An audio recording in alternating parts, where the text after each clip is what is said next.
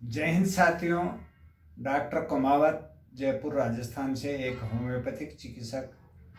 पशुओं में जब किसी पशु का बच्चा मर जाता है तो पशुपालक उसका दूध दूहने के लिए एक ऐसी औषधि का उपयोग करता है। एक ऐसा ऑक्सटोसिन के नाम से एक इंजेक्शन आता है। महिलाओं में ये डिलीवरी के समय महिला चिकित्सक लगाते हैं।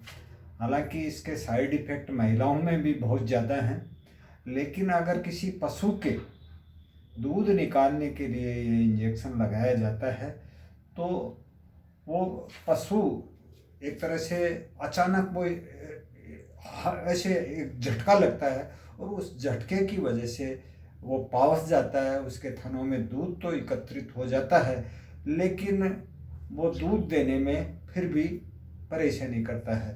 ये उस पशु के लिए भी घातक है। उस पशु में अगर किसी भी पशु के इंजेक्शन लगा दिया जाता है, 5-7 इंजेक्शन 5-7 दिन, जब तक वो पशु सामान्य तरीके से दूध नहीं देना शुरू कर देता है, जब तक ये इंजेक्शन लगाते हैं तो उस पशु की लाइफ ही बेकार हो जाती है।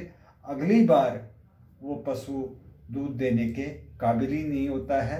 वो उसका बार बार गर्भपात हो जाता है और वो पशु एकदम बेकार हो जाता है।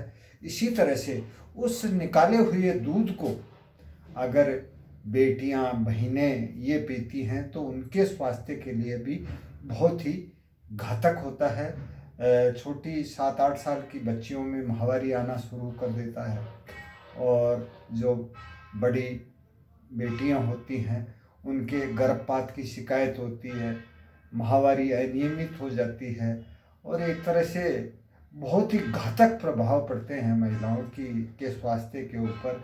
फिर भी सरकार ने इसको पूरी तरह से बैन कर रखा है, लेकिन जो दवा कंपनियां हैं वो इसको बना करके मार्केट में 2 नंबर में इसकी सप्लाई करते हैं और पशुपालक इसको बहुत ही ज़्यादा मात्रा में अपने पशुओं के उपयोग के लिए, जब भी किसी पशु का बच्चा मर जाता है तो ये उपयोग में लेते हैं।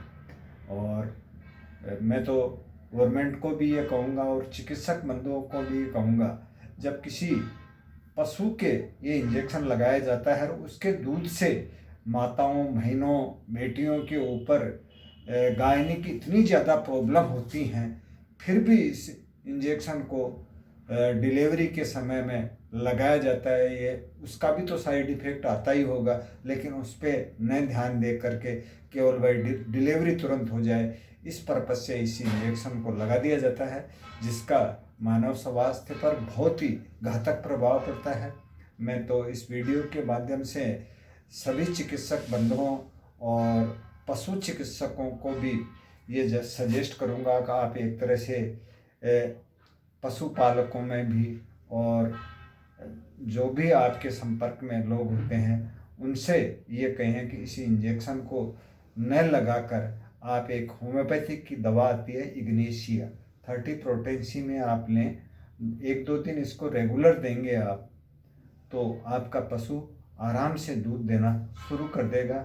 इस इग्नेशिया का महत्वपूर्ण उपयोग जो मनुष्य में होता है, किसी भी शोक या दुख के कारण से अगर कोई भी बीमारी उत्पन्न हो जाती है, ज़्यादातर ये महिलाओं के उपयोग में आता है। वैसे पुरुषों को भी दिया जाता है अगर इसके लक्षण मिलते हैं तो, लेकिन महिलाओं में जिनका कोई बच्चा मर गया हो, पति मर गया हो या कोई उसका जो सगा संबंधी है बिल्कुल नियरेस्ट रिश्ते में, उसकी अगर डेथ हो जाती है तो उस शोक को सहन करने के लिए ये दवा महिलाओं को ज़्यादातर दी जाती है। हिस्टीरिया रोग हो, हिस्टीरिया में भी एक तरह से बहुत ही इसके सार्थक परिणाम हैं। और ऐसे हिस्टीरिया जिनमें किसी दुख के कारण से या किसी शोक के कारण से हिस्टीरिया रोग शुरू हुआ हो तो उनके लिए बहुत ही बढ़िया काम करता है ये। तो मैं तो पशु चिकित्सकों से कहूँगा कि आप इसको पशुओं में काम में लें, इसके बहुत ही शानदार रिजल्ट हैं। आप अगर देंगे तो एक तरह से सच्ची मानवता की सेवा करेंगे, क्योंकि इस जो इंजेक्शन ऑक्सटोसिन का लगाया जाता है, उस इंजेक्शन के इतने ज़्यादा दुष्प्रभाव हैं कि आने वाले समय में जो उसका दूध भी अगर कोई महिला या बच्चियां पीती हैं तो उससे उनकी लाइफ के ऊपर बहुत ही घातक प्रभाव पड़ते हैं। तो आप इग्नेशिया 30 प्रोटेंसी में 2 बार, दिन में 2 बार या 3 बार दे सकते हैं। डोज का कोई वो ज़्यादा इसमें महत्व नहीं है। एक एक बूंद, चाहे वो किसी महिला को दें या अगर कोई पशु है, पशु के लिए भी वही एक बूंद डोज में काफ़ी रहता है और इसका न कोई साइड इफ़ेक्ट है और आपके पशु की जो मानसिकता है वो एकदम सही हो जाती है। बिल्कुल पूरी तरह से स्वस्थ रहते हुए वो पूरे समय दूध देता है। तो आप इग्नेशिया 30 का उपयोग लें। जय हिंद, जय भारत।